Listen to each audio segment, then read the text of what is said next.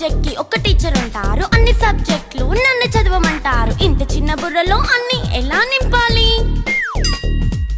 Class work, home work, fair notes అంటారు. Subject కి 3 books పెట్టి బ్యాగ్ నింపుతారు. ఇన్ఫాక్ట్ నా బరువు కన్నా నా బ్యాగ్ బరువే ఎక్కువ.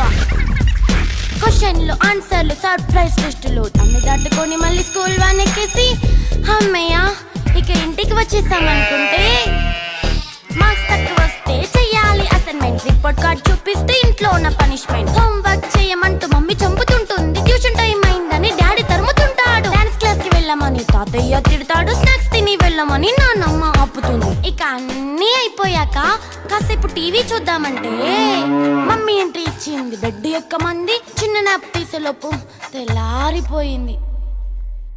అయ్యో మళ్ళీ మొదలు ఈ